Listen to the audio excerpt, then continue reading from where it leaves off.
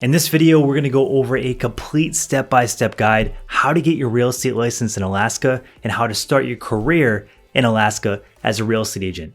Let's dive right into the video.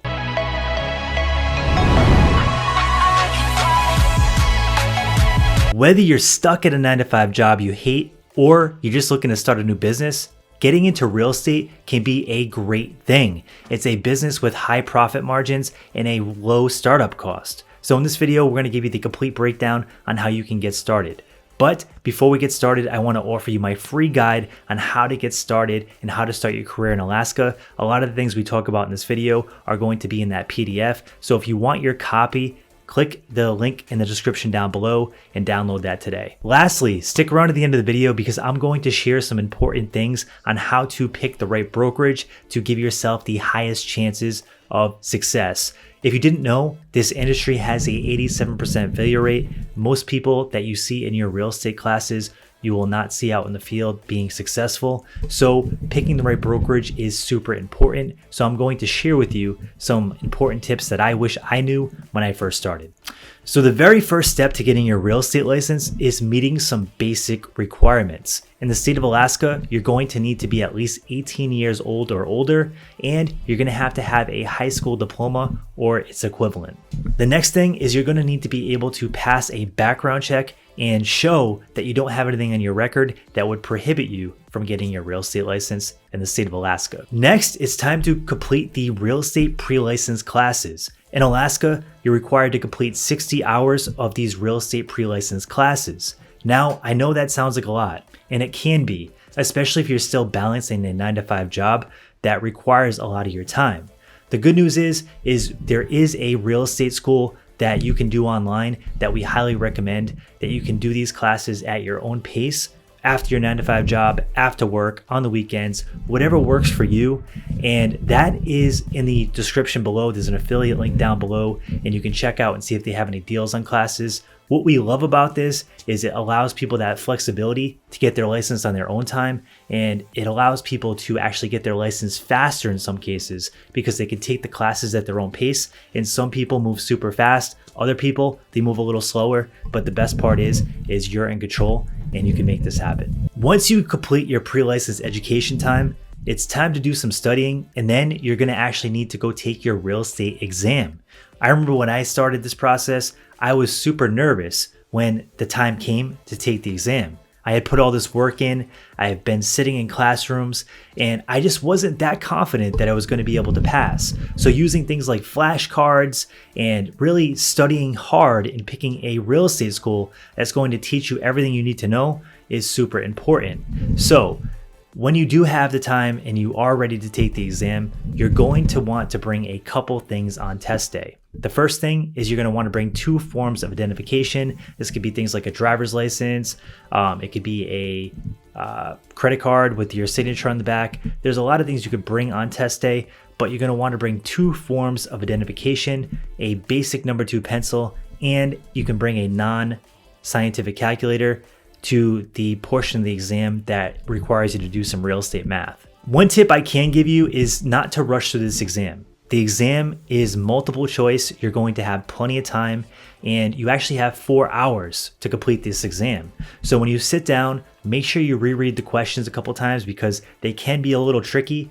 But if you take your time and really reread and digest the questions that are being asked, your probability of success is much higher. So make sure that you do that and really take your time because most people finish this exam early. And if you take your time, you're probably still going to finish it early. So you're better off not rushing through things, and it will increase the likelihood of passing the exam. Once you pass, it's time to celebrate a little, and then you want to submit your application to get licensed. When you submit your application, you're going to be required to submit a couple things. You're going to be required to submit your approved fingerprint background check. You're going to be required to submit your pre-license education that you completed and your passing exam. So all those 3 things combined, you submit your application and then you wait to hear back. Once you hear back, it's time to pick your brokerage. So in Alaska, you're going to need to pick a sponsoring broker because when you get your real estate license, they want to make sure you're working under a broker that has a separate license so they can look over you, make sure you're doing the right things, make sure you're staying in compliance, and making sure that you're operating within the laws. So picking a broker is one of the most important things in this process, because picking a broker can make the difference between success and failure. So I'm going to give you a couple tips I wish I knew when I was going to pick my broker. The very first tip is find a brokerage with a mentor in place. Real estate is a complicated thing, and there's many moving pieces throughout real estate transactions. So picking a brokerage that has a mentor in place, somebody that you can pick up the phone and make a quick phone call to, is super important. So find a brokerage that's going to give you a mentor at least for your first 3 to 5 deals. That's what I'd be looking for. The next thing is you want to look for a brokerage that has a complete training system in place. Just having a mentor, in my opinion, isn't enough. You need a complete system and a complete process that's going to take you from the day one that you get your real estate license all the way to the end where you're making a full-time income as a real estate agent. This process can take many months, but having a system in place that you can follow is super important.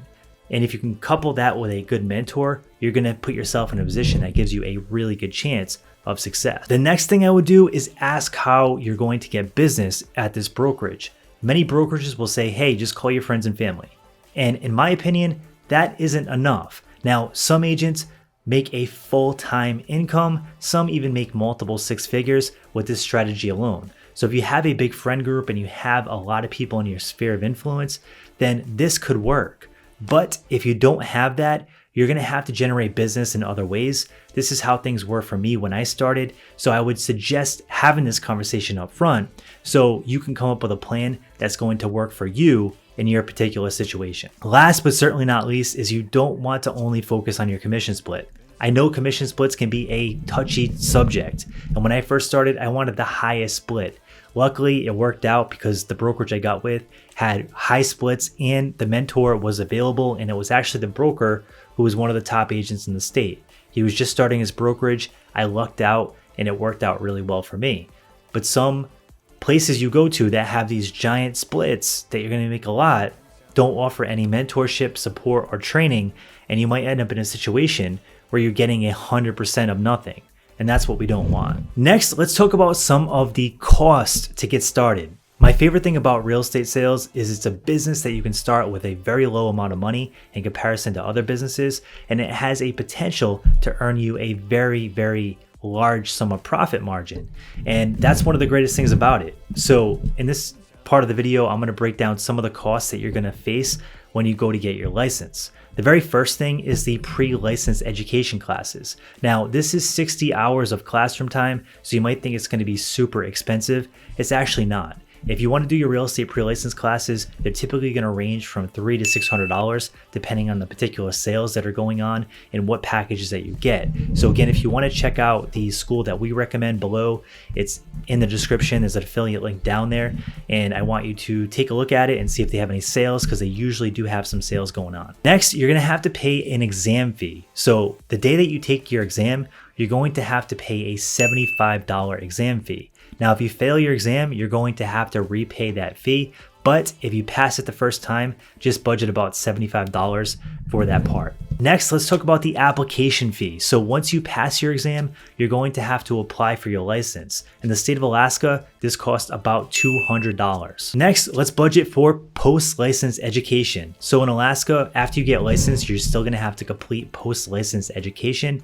I would budget between $200 and $300 for this. The last 2 things you're going to want to budget for is your background check fee, which is roughly $50, and your errors and omissions insurance. Once you get licensed and you're practicing, you're going to have to get E&O insurance, and E&O insurance basically covers you for any mistakes that you make while practicing real estate. I would budget about $200 to $400 per year for this.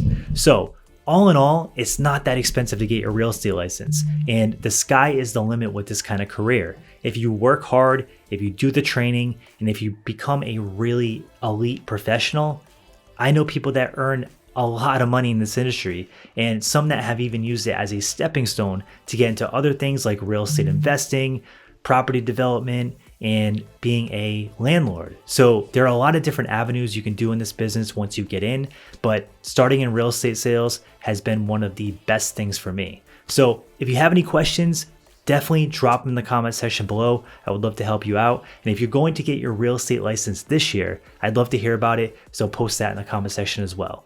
Thanks for tuning in. I hope this video was helpful and you have an awesome day.